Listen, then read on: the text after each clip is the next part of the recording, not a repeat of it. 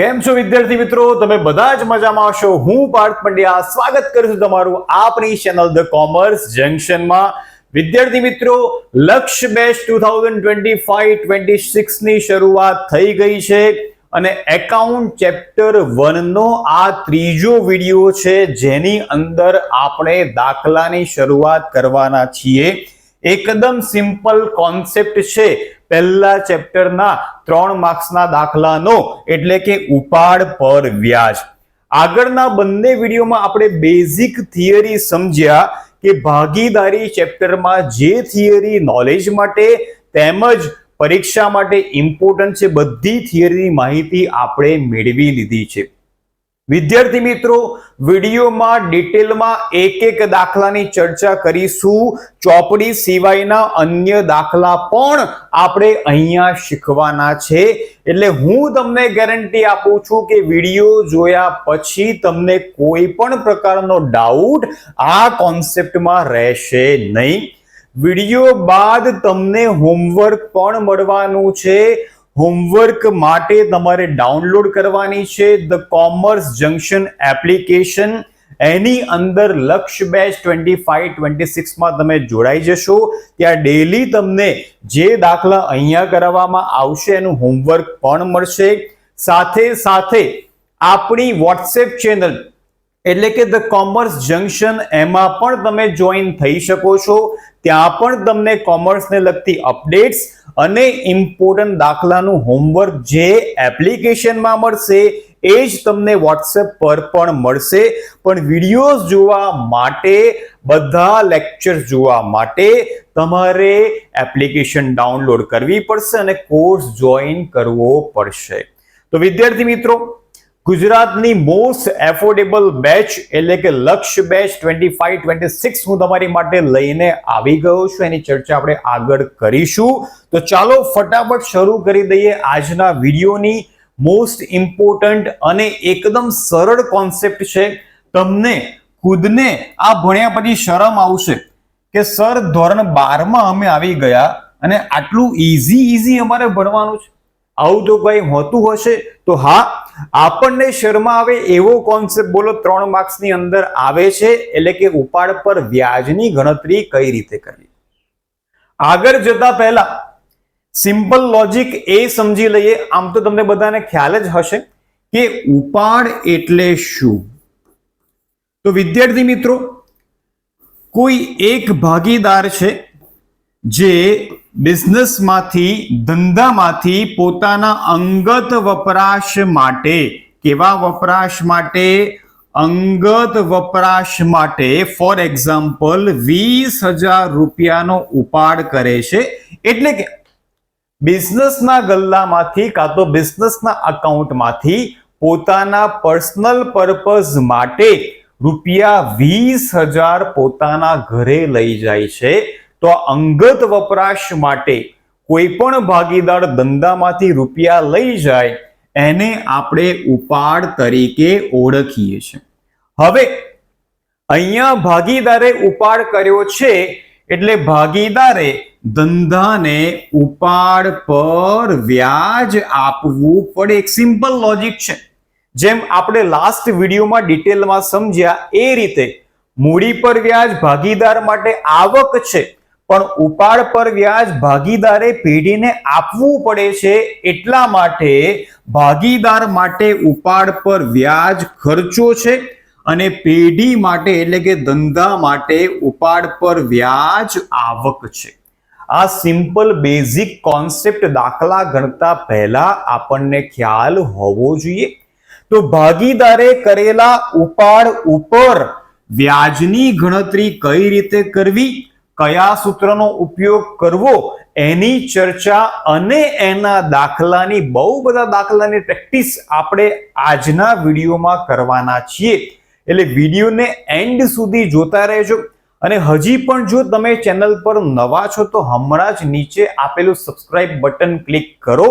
આપણી ચેનલને સબસ્ક્રાઇબ કરી દો, વિડીયોને લાઈક કરી દેજો અને તમારા ફ્રેન્ડ સાથે વિડીયોને શેર પણ કરી દેજો. ભણાવવાની જવાબદારી મારી છે, પણ લાઈક, શેર અને સબસ્ક્રાઇબ કરવાની જવાબદારી વિદ્યાર્થી મિત્રો તમારી છે.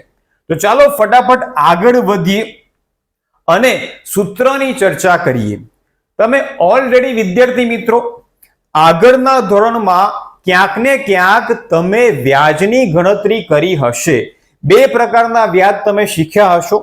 એક સિમ્પલ ઇન્ટરેસ્ટ એટલે કે સાદું વ્યાજ અને બીજું ક્યુમ્યુલેટિવ વ્યાજ એટલે કે ચક્રવૃદ્ધિ વ્યાજ.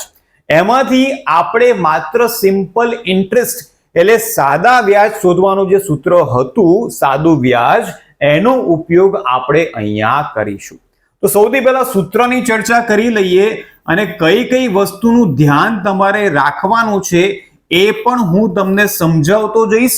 એટલે વિડીયોને બિલકુલ પણ અધ વચ્ચે સ્કીપ ન કરશો, નહીં તો એવું બનશે કે ઇમ્પોર્ટન્ટ જે મેં તમને કીધેલું હશે વિડીયો દરમિયાન સમજાવ્યું હશે એ કદાચ તમારું છૂટી જશે.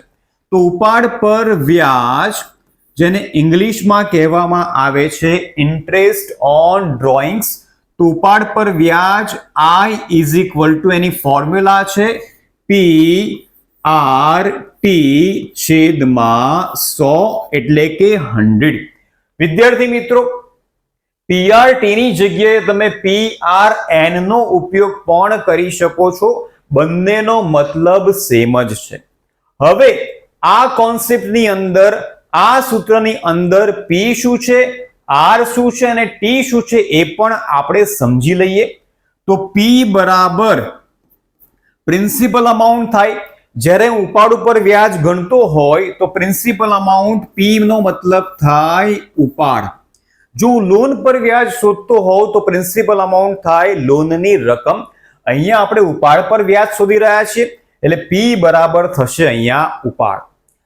R નો મતલબ થાય રેટ ઓફ ઇન્ટરેસ્ટ એટલે કે વ્યાજના ટકા અથવા તો વ્યાજનો દર જે તમને પર્સન્ટેજમાં આપેલો હશે. દરનો મતલબ થાય પર્સન્ટેજ જે તમને ક્વેશ્ચનમાં આપેલું જ હશે. ત્યાર પછી T બરાબર ટાઈમ. ટાઈમ એટલે કે સમય કે કેટલા મહિનાનું વ્યાજ ગણવાનું છે અથવા તો કેટલા વર્ષનું વ્યાજ ગણવાનું છે. અહીંયા તમે N લો છો તો N નો મતલબ પણ થાય છે નંબર ઓફ યર્સ એટલે કે વર્ષોની સંખ્યા. તો PRT મૂકીને પણ તમે દાખલો ગણી શકો છો, PRN મૂકીને પણ તમે દાખલો ગણી શકો છો. હવે અમુક નાની નાની વસ્તુ તમારે ધ્યાનમાં રાખવાની છે આ કોન્સેપ્ટની અંદર. કોન્સેપ્ટ બહુ જ ઈઝી છે, તેમ છતાં ઘણા બધા વિદ્યાર્થીઓ આ કોન્સેપ્ટમાં ભૂલ કરતા હોય છે. તો કાન ખોલીને સાંભળી લો. અહીંયા હંમેશા P બરાબર જે કંઈ પણ ઉપાડની રકમ લઈએ એ ઉપાડની રકમ ઓલવેઝ માસિક હોવી જોઈએ. એટલે કે ક્વેશ્ચનમાં જો તમને મહિનાનો ઉપાડ આપેલો હોય તો એ જ એમાઉન્ટ આપણે ધ્યાનમાં લઈશું. પણ જો ક્વેશ્ચનમાં તમને આખા વર્ષનો ઉપાડ આપેલો હોય તો ભાગ્યા 12 કરીને તમારે મહિનાનો ઉપાડ અહીંયા પ્રિન્સિપલ અમાઉન્ટ તરીકે લેવાનો છે. આ વસ્તુ તમારે છેક દરેક દાખલામાં ધ્યાનમાં રાખવાનું છે કે ઉપાડ પર વ્યાજ શોધવાના સૂત્રની અંદર P બરાબર પ્રિન્સિપલ અમાઉન્ટ થાય છે, પણ એ P બરાબર તમારે મહિનાનો જ ઉપાડ કન્સિડર કરવાનો છે. આ વસ્તુ હમણાં તમારે ધ્યાનમાં રાખવાનું છે. ત્યારબાદ વ્યાજનો દર તમને જે પણ ક્વેશ્ચનમાં આપેલો હોય એ જ વ્યાજનો દર આપણે ધ્યાનમાં લઈશું. ટાઈમ એટલે કે સમય, યર્સ અથવા તો મંથ્સ એ બદલાતા રહેશે. એની માટે તમારે શું ધ્યાનમાં રાખવાનું છે એ આપણે આગળ સમજી લઈએ. ઇન શોર્ટ, જ્યારે પણ ક્વેશ્ચનમાં તમને ઉપાડ પર વ્યાજની ગણતરી કરવાનું કીધું હોય ત્યારે શરૂઆત આપણે સૂત્ર મૂકીને કરીશું. ઉપાડ પર વ્યાજ I બરાબર PRT upon 100 અથવા તો PRN upon 100 બંને સેમ જ છે. જ્યાં યાદ રાખજો P બરાબર હંમેશા માસિક ઉપાડ જ ધ્યાનમાં લઈશું. R તમને ક્વેશ્ચનમાં આપેલો જ હશે. સમય એટલે કે T એ આપણે આગળ સમજી લઈએ છે. તો સૂત્ર તમને જો યાદ રહી ગયું હોય, સૂત્રની સમજ તમે મેળવી લીધી હોય તો હવે આપણે આગળ જોઈએ કે કઈ બે કન્ડિશન્સ તમારે ધ્યાનમાં રાખવાની છે. વિદ્યાર્થી મિત્રો, આ તમારે લર્ન કરી લેવાનું છે. આ પ્રકારના ક્વેશ્ચન જ પરીક્ષાની અંદર પૂછવામાં આવે છે. હવે જો કોઈ ભાગીદારે, ધ્યાનથી સાંભળજો અને યાદ રાખજો, જો કોઈ ભાગીદાર દર મહિનાની શરૂઆતમાં એક સરખી રકમનો ઉપાડ કરે, હવે અહીંયા દર મહિનાની શરૂઆતમાં એનો મતલબ થાય છે કે દરેક મહિનાની પહેલી તારીખે, એટલે જો કોઈ ભાગીદાર દર મહિનાની પહેલી તારીખે ઉપાડ કરે, એ પણ રકમ કેવી હોવી જોઈએ? સરખી હોવી જોઈએ. 1000 તો દર મહિને 1000, 5000 તો દર મહિને પહેલી તારીખે 5000 નો ઉપાડ કર્યો હોય તો અહીંયા ટી બરાબર અથવા તો એન બરાબર તમારે 78 ભાગ્યા 12 લેવાના છે.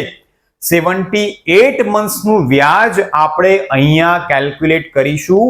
આ તમારે આંખો બંધ કરીને ઊંડો શ્વાસ લઈને યાદ રાખી જ લેવાનું છે કે જ્યારે પ્રશ્નમાં તમને એવું કીધું હોય કે કોઈ ભાગીદારે દર મહિનાની શરૂઆતમાં એક સરખી રકમનો ઉપાડ કર્યો છે, એવા સંજોગોમાં એ દાખલામાં t n 78/12 આપણે ધ્યાનમાં લઈશું. ત્યાર પછી જો પ્રશ્નમાં તમને એવું કીધું હોય કે કોઈ ભાગીદારે દર મહિનાની અંતે એટલે કે દરેક મહિનાની છેલ્લી તારીખે એક સરખી રકમનો ઉપાડ કર્યો હોય, આ દાખલાની અંદર તમારે n 66/12 કન્સિડર કરવાના છે, એટલે કે t લઈશું આપણે 66/12. આવા સંજોગોમાં આપણે 66 મહિનાનું વ્યાજ ગણીશું. ત્યાર પછી જો કોઈ ભાગીદારે દર મહિનાની મધ્યમાં કઈ તારીખ આવે તો 15મી તારીખે એક સરખી રકમનો ઉપાડ કર્યો હોય, એવા સંજોગોમાં t n 72/12 ધ્યાનમાં લઈશું. તો આ 3 કોન્સેપ્ટ યાદ રાખી લો. એમાંથી પહેલા 2 કોન્સેપ્ટના જ દાખલા આપણે ગણવાના છે. ત્રીજો કોન્સેપ્ટ તમારા સિલેબસમાં નથી. આ સિવાય બીજા ઘણા બધા કોન્સેપ્ટ ઓલરેડી છે કે ક્વાર્ટરલી ઉપાડ કર્યો હોય, ક્વાર્ટરની પહેલી તારીખે ઉપાડ કર્યો હોય, મધ્યમાં ઉપાડ કર્યો હોય, અંતે ઉપાડ કર્યો હોય, એ બધા કોન્સેપ્ટ તમારા સિલેબસમાં નથી. એટલે મુખ્યત્વે આ 2 કોન્સેપ્ટ તમારે ધ્યાનમાં રાખવાના છે કે જો દર મહિનાની શરૂઆતમાં કીધું હોય ઉપાડ પર વ્યાજ ગણવાનું હોય તો t બરાબર 78/12 લઈશું, અને જો દર મહિનાની અંતે કીધું હોય અથવા દર મહિનાની છેલ્લી તારીખે કીધું હોય, એવા સંજોગોમાં t બરાબર 66/12 લઈશું. ત્રીજું તમારા નોલેજ માટે છે, જો દર મહિનાની મધ્યમાં કીધું હોય એવા સંજોગોમાં t લઈશું 72/12, જે આપણા સિલેબસમાં નથી, આપણી બુકમાં પણ આ કોન્સેપ્ટ આપેલો નથી. હવે તમે કહેશો કે સર તમે કીધું એ અમે માની લીધું કે દર મહિનાની શરૂઆતમાં કીધું હોય ત્યારે n બરાબર 78/12 લેવા, પણ આવું કેમ? આની પાછળનું કારણ શું છે? તો ચિંતા ન કરશો, એ પણ હું તમને સમજાવું છું. તો આ તો યાદ રહેશે તો દાખલો તમે ગણી શકશો, પણ મેં તમને પહેલા દિવસે કીધું હતું એમ લક્ષ્ય બેચ ગોખણપટ્ટી વાળી બેચ નથી. આ બેચમાં આપણે કોન્સેપ્ટમાં ઊંડા ઉતરીશું કે 1+1 2 કેમ થયા. તો એ જ રીતે અહીંયા શરૂઆતમાં કીધું હોય ત્યારે 78/12 કઈ રીતે આવ્યા, એનો આન્સર સર અમને આપો. તો ચિંતા ના કરશો, એનો આન્સર હું તમને આપું છું. તો તમને બધાને ખબર છે વિદ્યાર્થી મિત્રો કે નાણાકીય વર્ષમાં કુલ 12 મહિના હોય છે, અને કોઈ પણ નાણાકીય વર્ષ હોય એ શરૂ થાય 1 એપ્રિલે અને એન્ડ થાય નેક્સ્ટ યરની 31 માર્ચે. એટલે 1 એપ્રિલ થી લઈને 31 માર્ચ એમ કુલ 12 મહિનાનો સમયગાળો કોઈ પણ નાણાકીય વર્ષમાં હોય. ઇન શોર્ટ, એક વર્ષમાં કુલ 12 મહિના હોય, જેની શરૂઆત ક્યાંથી થાય? એપ્રિલથી થાય. તો પહેલો મહિનો એપ્રિલ, ત્યાર પછી મે, જૂન, જુલાઈ, August, September, October, November, December, જાન્યુઆરી, ફેબ્રુઆરી અને છેલ્લો મહિનો નાણાકીય વર્ષનો માર્ચ. કેલેન્ડર યર હોય તો જાન્યુઆરીથી ડિસેમ્બર હોય, પણ નાણાકીય વર્ષ આપણે કયું ફોલો કરીએ છીએ? એપ્રિલથી લઈને માર્ચ સુધી. હવે જો કોઈ ભાગીદાર દર મહિનાની પહેલી તારીખે ઉપાડ કરતો હોય તો અહીંયા 1 એપ્રિલે ઉપાડ કરશે, અહીંયા 1 મેના દિવસે ઉપાડ કરશે, અહીંયા 1 જૂનના દિવસે ઉપાડ કરશે. એમ કરતા કરતા 12 મહિનામાં એક સરખી રકમનો ઉપાડ કરશે. તો અહીંયા જોતા જઈએ. સપોઝ ફોર એક્ઝામ્પલ, કોઈ ભાગીદારે 1 એપ્રિલના દિવસે એટલે કે પહેલી જ તારીખે વર્ષના પહેલા દિવસે 1000 રૂપિયા ધંધામાંથી ઉપાડ્યા. એવા સંજોગોમાં આ 1000 રૂપિયા ઉપર ભાગીદારને એપ્રિલથી લઈને માર્ચ સુધી એટલે કે પૂરેપૂરા 12 મહિનાનું વ્યાજ એ ભાગીદારે આ 1000 રૂપિયા ઉપર ચૂકવવું પડશે. ત્યાર પછી ભાગીદારે મે મહિનાની પહેલી તારીખે 1000 રૂપિયાનો ઉપાડ ફરીથી કર્યો. તો જુઓ, પહેલા 1000 પર 12 મહિનાનું વ્યાજ લાગશે, પણ બીજા 1000 ક્યારે ઉપાડ્યા? મે મહિનાની પહેલી તારીખે ઉપાડ્યા. એટલે આ બીજા 1000 ઉપર એપ્રિલ મહિનાનું વ્યાજ લાગશે નહીં, મે થી લઈને માર્ચ સુધીનું વ્યાજ લાગશે. એટલે કુલ 11 મહિનાનું વ્યાજ એણે આ બીજા 1000 રૂપિયા ઉપર ચૂકવવું પડશે. એ જ રીતે ત્યાર પછીનો મહિનો એટલે કે જૂન મહિનામાં ભાગીદાર ફરીથી પહેલી તારીખે 1000 રૂપિયા ઉપાડે છે. એટલે અહીંયા ફરીથી જૂનથી લઈને માર્ચ સુધી જૂનના 1000 ઉપરના જે મહિના છે એપ્રિલ અને મેનું કોઈ વ્યાજ લાગશે નહીં. તો આ 1000 પર 10 મહિનાનું વ્યાજ લાગશે. ત્યાર પછી જુલાઈના 1000 પર 9 મહિનાનું વ્યાજ લાગશે, ઓગસ્ટના 1000 પર 8 મહિનાનું, સપ્ટેમ્બરના 1000 પર 7 મહિનાનું, ઓક્ટોબરના 1000 પર 6 મહિનાનું, નવેમ્બરના 1000 પર 5 મહિનાનું, ડિસેમ્બરના 1000 પર તમે જોઈ શકો છો 1 2 3 4 4 મહિનાનું, જાન્યુઆરીના 1000 પર 3 મહિનાનું, ફેબ્રુઆરીના 1000 પર 2 મહિનાનું અને અંતે માર્ચના 1000 પર 1 મહિનાનું વ્યાજ એ ભાગીદારને લાગશે. હવે આ બધાનો આપણે સરવાળો કરી દઈએ તો એનો આન્સર આવે 78. તો વિદ્યાર્થી મિત્રો 78 મહિના થાય છે, એટલા માટે અહીંયા કેટલા આવેલા છે? 78 ડિવાઇડેડ બાય 12. એટલે કે આ કેસની અંદર આપણે જે તે ઉપાડની રકમ પર 78 મંથ્સ એટલે કે 78 મહિનાનું વ્યાજ ગણવું પડશે. તો આ 78 આ રીતે આવ્યા છે. એ જ રીતે જો કોઈ ભાગીદાર દર મહિનાની અંતે એટલે કે છેલ્લી તારીખે ઉપાડ કરતો હોય તો એપ્રિલ મહિનાની છેલ્લી તારીખ કઈ હોય? 30 એપ્રિલ. જો 30 એપ્રિલે ભાગીદાર ઉપાડ કરે તો એપ્રિલ મહિનો ગણવાની જરૂર નથી, કેમ કે છેલ્લી તારીખ છે એટલે એપ્રિલ મહિનાનું વ્યાજ લાગશે નહીં. ઉપાડ એપ્રિલ મહિનામાં જ કર્યો છે પણ વ્યાજ એપ્રિલ મહિનાનું લાગશે નહીં, કેમ કે એપ્રિલ મહિનાની છેલ્લી તારીખ છે. તો એપ્રિલના ઉપાડ પર અહીંયા એને 11 મહિનાનું વ્યાજ લાગશે, મેના ઉપાડ પર એને 10 મહિનાનું વ્યાજ લાગશે. એમ કરતા કરતા 9 8 7 6 5 4 3 2 1 અને 0. જ્યારે માર્ચની છેલ્લી તારીખ એટલે કે 31 માર્ચે ઉપાડ કરશે એ 1000 રૂપિયા ઉપર અને માર્ચ મહિનાનું વ્યાજ લાગશે નહીં, કેમ કે વર્ષનો છેલ્લો દિવસ છે. હવે આનો સરવાળો આપણે કરીશું તો અહીંયા આપણને આન્સર મળશે 66 એટલે કે 66. તો આ રીતે વિદ્યાર્થી મિત્રો 78 અને 66 જે મહિના છે એનો જવાબ આવેલો છે. તો પહેલા જ મેં તમને કીધું એમ આપણે ખાલી ગોખવાનું નથી, પરીક્ષામાં તમને આ વસ્તુ પૂછવાના નથી કે ભાઈ 78 કઈ રીતે આવ્યા, પણ આપણું નોલેજ ચોક્કસથી હોવું જોઈએ, કેમ કે હવે આપણે પહેલા બીજા ધોરણમાં નથી, આપણે 12માં છે, બોર્ડમાં છે, તો બેઝિક નોલેજ આપણું ચોક્કસ હોવું જ જોઈએ. ચલો આગળ વધીએ અને દાખલાની શરૂઆત કરીએ. તમને આ ક્લિયર થઈ ગયું હશે.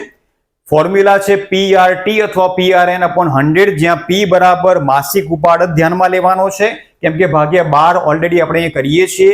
વ્યાજનો દર જે તમને આપેલો હોય એ ધ્યાનમાં લઈશું. જો મહિનાની શરૂઆતમાં કીધું હોય તો 78/12 લઈશું. કઈ રીતના મેં તમને સમજાવ્યું છે. દર મહિનાની અંતે કીધું હોય તો 66/12 લઈશું. એ પણ કઈ રીતે એ પણ આપણે અહીંયા સમજી લીધું છે. તો ફટાફટ દાખલાની શરૂઆત કરી દઈએ. વિદ્યાર્થી મિત્રો, સૌથી પહેલા સોલ્વ કરીશું ઉદાહરણ નંબર 1. માત્ર 25 થી 30 સેકન્ડમાં જ તમે આ ગણતરી કરી શકશો. આ જે ક્વેશ્ચન છે 3 માર્ક્સમાં બોર્ડની પરીક્ષામાં ક્યારેય આવશે નહીં, કેમ કે આટલો ઈઝી કોન્સેપ્ટ 3 માર્ક્સમાં ન આવી શકે, પણ આ કોન્સેપ્ટ MCQ ની અંદર આવી શકે છે. એટલે બંને રીતે આપણને ફાયદો થવાનો છે. 3 માર્ક્સમાં કદાચ આવી જાય છે તો ત્યાં 3 માંથી 3 મળી જશે. 3 માર્ક્સમાં નથી આવતો, MCQ માં કદાચ આવી જાય છે તો ત્યાં પણ આપણને માર્ક્સ મળવા જોઈએ. બાકી તમારી સ્કૂલની એક્ઝામ્સમાં પૂછવાની શક્યતા છે, ત્યાં તમને 100% કામમાં લાગશે. હવે અહીંયા જુઓ, અમુક વર્ડ્સ આપણે કેચ કરવાના છે. અહીંયા મેં કલર્સનો ઉપયોગ કરેલો છે જેથી તમને ખ્યાલ આવે, પણ પરીક્ષામાં માત્ર બ્લેક જ કલર હોય છે, ત્યાં તમારે જાતે વાંચીને આઈડેન્ટિફાઈ કરવું પડશે. તો ઉદાહરણ નંબર 1, હિરલ દર મહિનાની શરૂઆતમાં ₹500 નો ઉપાડ કરે છે. જુઓ, સ્પષ્ટ કીધું છે તમને દર મહિનાની શરૂઆતમાં, એટલે મગજમાં ક્લિક થવું જોઈએ કે સરે હમણાં જ સમજાવ્યું કે દર મહિનાની શરૂઆતમાં કીધું હોય ત્યારે ટાઈમ પીરિયડ અથવા તો n બરાબર આપણે 78/12 લઈશું, તો એ આપણને ક્લિયર થઈ ગયું. બીજું કે દર મહિનાની શરૂઆતમાં કેટલા રૂપિયાનો ઉપાડ કરે છે? 500 નો, એટલે કે દરેક મહિનાની પહેલી તારીખે 500 એમ હિરલ ઉપાડ આખા વર્ષમાં કરશે. જો ઉપાડ પર વાર્ષિક 10% લેખે એટલે કે 10% પર એનમ વ્યાજ વસૂલ કરવાનું હોય તો કુલ વાર્ષિક ઉપાડ અને ઉપાડ પર વ્યાજ શોધો. અહીંયા 2 કેલ્ક્યુલેશન્સ આપણે કરવાના છે. 2 ક્વેશ્ચન્સ આપણને પૂછેલા છે. એક, કુલ વાર્ષિક ઉપાડ, આ જે ઉપાડ છે મહિનાનો છે, આપણે કુલ વાર્ષિક ઉપાડ શોધવાનો છે, અને આ ઉપાડ પર વ્યાજની ગણતરી પણ આપણે આ દાખલામાં કરીશું. તો સૌથી પહેલું કેલ્ક્યુલેશન આપણું કરી દઈએ. હિરલનો કુલ વાર્ષિક ઉપાડ કેટલો થાય? તો એકદમ સિમ્પલ લોજિક છે, તમે મોઢે ગણતરી કરી શકશો કે એક મહિનાનો ઉપાડ તમને આપેલો છે ₹500. એક વર્ષમાં કુલ 12 મહિના હોય, એટલે હિરલે દર મહિને એક વાર એમ કરીને કુલ 12 વખત 500 રૂપિયા ધંધામાંથી ઉપાડ્યા હોય, તો 500 ગુણ્યા 12 એટલે કે ₹6000 હિરલનો કુલ વાર્ષિક ઉપાડ થાય. તો વિદ્યાર્થી મિત્રો, એક જો આન્સર તો આપણને ફટાક દઈને મળી ગયો છે, મોઢે પણ આપણે ગણતરી અહીંયા કરી શકીએ છીએ. હવે બીજો જે ક્વેશ્ચન છે ઉપાડ પર વ્યાજ ગણવાનું છે, તે પણ શોધી નાખીએ. સૌથી પહેલા આપણે મૂકીશું સૂત્ર. પ્રેઝન્ટેશન તમારું પ્રોપર હોવું જોઈએ, તો એક પણ માર્ક્સ તમારો પરીક્ષામાં કપાશે નહીં. તો હેડિંગ આપી દઈએ ઉપાડ પર વ્યાજ, જેનું સૂત્ર છે I =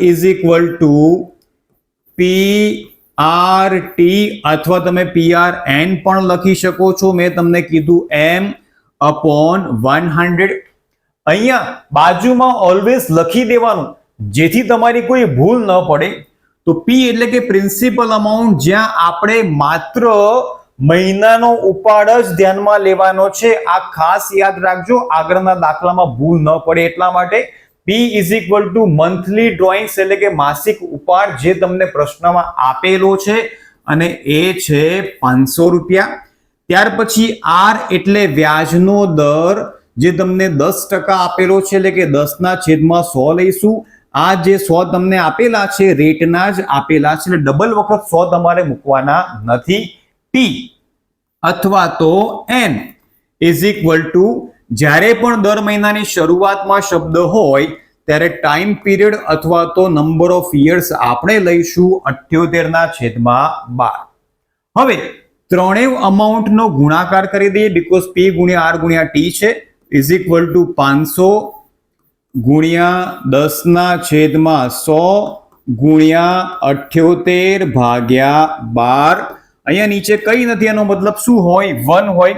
અહીંયા પણ ઘણા બધા સ્ટુડન્ટ્સ મલ્ટિપ્લિકેશનમાં લોચા મારતા હોય છે, તો ધ્યાનથી જુઓ. તમને ખબર જ છે કે ગણતરી કઈ રીતે કરવાની છે, પણ કદાચ કન્ફ્યુઝન હોય તો અંશની જેટલી પણ રકમ છે બધાનો ગુણાકાર પહેલા કરી દો. તો 500 ગુણ્યા 10 ગુણ્યા 78 ઇઝ ઇક્વલ ટુ 3,90,000 છેદમાં 100 ગુણ્યા 12 એટલે કે 1200 થઈ જશે. એટલે 1200 વડે આપણે આન્સરને ભાગી નાખીએ તો આપણને અહીંયા આન્સર મળી જશે ₹325. જો એકદમ સરસ રીતે, એકદમ ઈઝી મેથડથી આપણે પહેલો દાખલો 12માનો શીખી ગયા, જે 3 માર્ક્સનો છે કે ઉપાડ પર વ્યાજ શોધવું હોય તો આ રીતે તમે ઉપાડ પર વ્યાજની ગણતરી કરી શકશો. વિદ્યાર્થી મિત્રો, આ આખી પીડીએફ પણ તમને ધ કોમર્સ જંકશન એપ્લિકેશનમાં મળી જવાની છે, એટલે સ્ક્રીનશોટ લેવાની પણ કોઈ જરૂર નથી. આખું સોલ્યુશન તમને કોમર્સ જંકશન એપ્લિકેશન ઉપર મળી જશે. તો વિદ્યાર્થી મિત્રો, હવે જોઈ લઈએ ગુજરાતની કોમર્સ માટે મોસ્ટ એફોર્ડેબલ બેચ એટલે કે લક્ષ્ય બેચ. એની ફીઝ કેટલી છે અને કઈ રીતના તમે લક્ષ્ય બેચમાં જોઈન થઈ શકો છો, તો કાન ખોલીને સાંભળી લો. લક્ષ્ય બેચની ફીઝ આખા વર્ષની માત્ર ₹1499 છે. આટલી ઓછી કિંમતે આટલું સારું ક્વોલિટી એજ્યુકેશન પાર્ટસર સિવાય, ધ કોમર્સ જંકશન ચેનલ સિવાય તમને કોઈ નહીં આપે, એ પાર્ટસરની તમને ગેરંટી છે. મહિનાના વિદ્યાર્થી મિત્રો માત્ર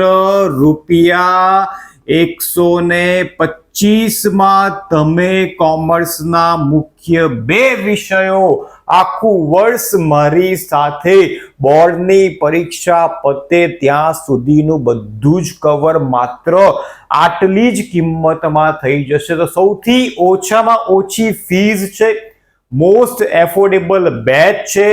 એનો મુખ્ય હેતુ એ જ છે કે મારા દરેકે દરેક ધોરણ 12 કોમર્સના વિદ્યાર્થીઓ ઘરે બેસીને સૌથી ઓછી ફીમાં ભણી શકે. ખાલી ભણી શકે નહીં, સારામાં સારું ક્વોલિટી એજ્યુકેશન મેળવી શકે. બસ આ જ મુખ્ય હેતુ છે, અને એટલા માટે જ લક્ષ્ય બેચની ફીઝ માત્ર 1499 રાખવામાં આવી છે. ચાલો આગળ વધીએ અને નેક્સ્ટ ક્વેશ્ચન સોલ્વ કરીએ. તો એક એક્સ્ટ્રા ક્વેશ્ચન તમારી માટે મૂકેલો છે.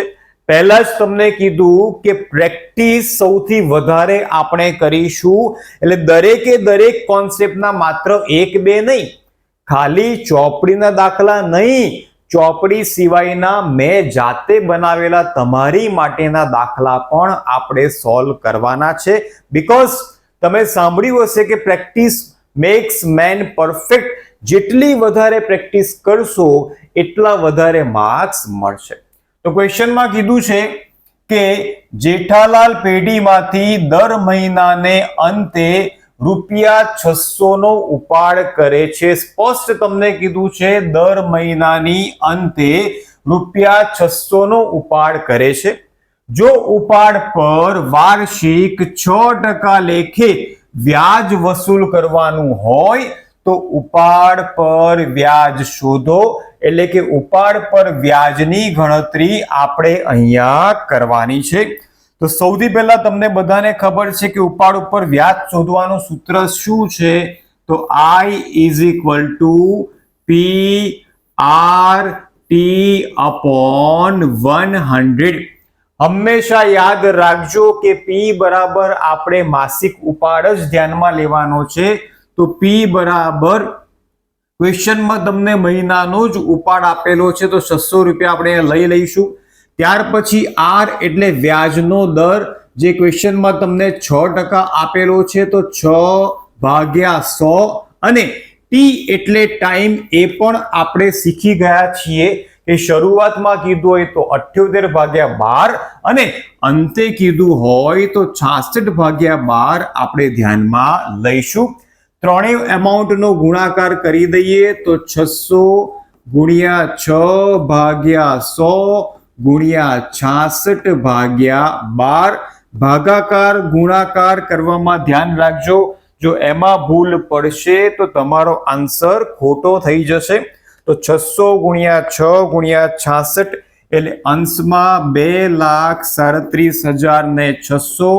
આ સ્ટેપ તમે નહીં કરો અને ડાયરેક્ટ આન્સર મૂકી દેશો તો પણ ચાલશે, પણ ઘણા બધા વિદ્યાર્થીઓ અહીંયા ગડબડ ગોટાળા કરતા હોય છે, માટે હું આ સ્ટેપ પણ લખું છું.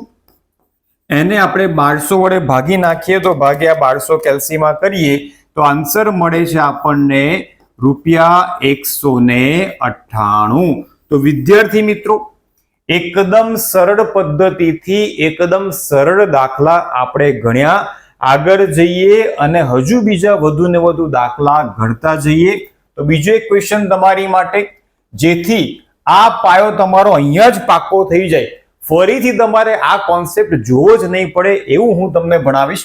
તો તારક દર મહિનાની શરૂઆતમાં જુઓ, શરૂઆતમાં શબ્દ આપેલો છે, તમને ખ્યાલ આવી ગયો હશે કે શરૂઆતમાં કીધું હોય ત્યારે હંમેશા આપણે 78/12 લઈશું. કેટલા રૂપિયાનો ઉપાડ કરે છે તો 700 રૂપિયાનો ઉપાડ કરે છે. ઉપાડ પર વ્યાજ કેટલું ગણવાનું છે? 8% લેખે વ્યાજ ગણવાનું હોય તો ઉપાડ પર વ્યાજની ગણતરી આપણે અહીંયા કરવાની છે. ફરીથી શરૂઆત ઓલવેઝ સૂત્રથી કરવાની, ઉપર હેડિંગ આપી દેવાનું ઉપાડ પર વ્યાજ, તો I = PRT અથવા તો PRN પણ તમે લખી શકો છો, જ્યાં P બરાબર માસિક ઉપાડ ધ્યાનમાં લઈશું. આના પછીનો જે ક્વેશ્ચન છે એ પણ ઇમ્પોર્ટન્ટ છે, એટલે વિડીયોને એન્ડ સુધી જોતા રહેજો. એવું ના સમજી લેતા કે આવડી ગયું છે તો હવે આગળ દાખલા ગણવાની જરૂર નથી. આના પછીનો જે ક્વેશ્ચન છે થોડો અલગ તમને જોવા મળશે, એટલે વચ્ચે બિલકુલ પણ સ્કીપ ન કરતા. તો P એટલે કે એક મહિનાનો ઉપાડ, જે 700 તમને આપેલો છે. ત્યાર પછી R = વ્યાજનો દર, એટલે 8/100, અને T એટલે કે ટાઈમ પીરિયડ, વર્ષની મહિનાની શરૂઆતમાં કીધું છે એટલે અહીંયા લઈશું આપણે 78 એટલે કે 78/12. આ વસ્તુ તમારે ખાસ ધ્યાનમાં રાખવાની છે. ત્રણેય એમાઉન્ટનો ગુણાકાર કરી દઈએ. 700 × 8 8/100 શરૂઆતમાં કીધું હોય ત્યારે 78/12 આપણે ધ્યાનમાં લઈશું. તો અહીંયા ડાયરેક્ટ આન્સરનું શોધી લઉં છું. તો 700 ના કરવાના છે 8% × 78/12 કરીશું, એટલે આપણને આન્સર અહીંયા મળી જશે ₹364. તો વિદ્યાર્થી મિત્રો, તમે જોયું, હવે તમને પાક્કું થઈ ગયું હશે કે શરૂઆતમાં કીધું હોય તો 78/12 લઈશું અને અંતે કીધું હોય તો 66/12 લઈશું. આવો જ ક્વેશ્ચન થોડી અલગ રીતે પણ તમને બોર્ડની પરીક્ષાની અંદર પૂછી શકે છે. એની માટે હવે આપણે સોલ્વ કરીશું સ્વાધ્યાયમાં ત્રીજાનો પેટા પ્રશ્ન પહેલો. તો ત્રીજાના પહેલા ક્વેશ્ચનમાં તમને કીધું છે એક ભાગીદાર પેઢીમાંથી દર મહિનાની અંતે એક સરખી રકમનો ઉપાડ કરે છે. વર્ષના અંતે જુઓ, કુલ વાર્ષિક ઉપાડ તમને આપેલો છે. વર્ષના અંતે કુલ વાર્ષિક ઉપાડ ₹12,000 કર્યો છે અને ઉપાડ પર 12% લેખે વ્યાજ વસૂલ કરવાનું હોય તો ઉપાડ પર વ્યાજ ગણો. આગળના ક્વેશ્ચનમાં અને આ ક્વેશ્ચનમાં એક જ ફરક છે. આગળના ક્વેશ્ચનમાં તમને જે ઉપાડ આપેલા હતા એ માસિક ઉપાડની અમાઉન્ટ ડાયરેક્ટ આપેલી હતી, જ્યારે અહીંયા આ ક્વેશ્ચનમાં તમને માસિકની જગ્યાએ વાર્ષિક ઉપાડ આપેલો છે. તો અહીંયા શું ધ્યાનમાં રાખવાનું છે એ તમે જોઈ લો. તો સૌથી પહેલા આપણે સૂત્ર લખી દઈએ, I = PRT/100, જ્યાં પી બરાબર હંમેશા આપણે માસિક ઉપાડ લઈએ છીએ, પણ ક્વેશ્ચનમાં તમને વાર્ષિક ઉપાડ આપેલો છે. એક વર્ષમાં 12 મહિના હોય તો 12,000 ભાગ્યા 12 કરી દઈએ એટલે આપણને એક મહિનાનો ઉપાડ મળી જશે ₹1,000. બસ અહીંયા જ વિદ્યાર્થીઓ ભૂલ કરતા હોય છે. ઇઝી કોન્સેપ્ટ હોવા છતાં એક વર્ડ ઇમ્પોર્ટન્ટ છે. જો 12માની અંદર શબ્દો ઉપર ભાર નહીં આપો, પ્રશ્નને પ્રોપર નહીં સમજો તો ભૂલ પડવાની શક્યતાઓ વધી જશે. હવે આર એટલે કે વ્યાજનો દર જે તમને ક્વેશ્ચનમાં આપેલો છે 12% એટલે કે 12/100 અને અંતે ટી એટલે કે ટાઈમ અથવા તો એન. શરૂઆતમાં કીધું હોય તો 78/12 અને અંતે કીધું હોય તો 66/12 આપણે લઈશું. ત્રણેય અમાઉન્ટનો ગુણાકાર કરી દઈએ તો 1000 ગુણ્યા વ્યાજનો દર એટલે કે 12/100 ગુણ્યા અંતે કીધું છે એટલે અહીંયા લઈશું આપણે 66/12. તો અહીંયા કટ કરી દઈએ તો 12 કટ, 00 કટ, ડાયરેક્ટ આન્સર આપણને મળી ગયો ₹660. તો વિદ્યાર્થી મિત્રો એક વસ્તુ ધ્યાન રાખજો કે જ્યારે પ્રશ્નમાં આખા વર્ષનો ઉપાડ આપેલો હોય એવા સંજોગોમાં ભાગ્યા 12 કરીને જે અમાઉન્ટ આવે એ અમાઉન્ટ તમારે ધ્યાનમાં લેવાની છે. ચલો આગળ વધીએ. આના જેવો જ બીજો એક ક્વેશ્ચન સોલ્વ કરી લઈએ જેથી હવે ઉપાડના વ્યાજ શોધવાના દાખલામાં કોઈ પણ પ્રકારનો ડાઉટ તમને રહેશે નહીં. તો પુષ્પા પેઢીમાંથી દર મહિનાની શરૂઆતમાં અહીંયા તમને કીધું છે શરૂઆતમાં એક સરખી રકમનો ઉપાડ કરે છે. તેનો કુલ વાર્ષિક ઉપાડ તમને આપેલો છે ₹18,000. જો ઉપાડ પર વાર્ષિક 8% લેખે વ્યાજ વસૂલ કરવાનું હોય તો ઉપાડ પર વ્યાજની ગણતરી કરો. ફરીથી સૂત્ર લખી દઈએ. ઉપાડ પર વ્યાજ I = PRN અથવા તો PRT બંનેમાંથી કોઈ પણ સૂત્રનો ઉપયોગ તમે કરી શકો છો. જ્યાં P = 18,000 પણ 18,000 જે છે એ વાર્ષિક ઉપાડ છે. અહીંયા તમારે મહિનાનો ઉપાડ લેવાનો છે તો 18,000 ભાગ્યા 12 કરી દઈએ તો આપણને આન્સર મળી જશે ₹1,500. ત્યાર પછી આર એટલે કે વ્યાજનો દર જે તમને આપેલો છે 8% એટલે 8/100 અને n = શરૂઆતમાં કીધું છે એટલે 78/12.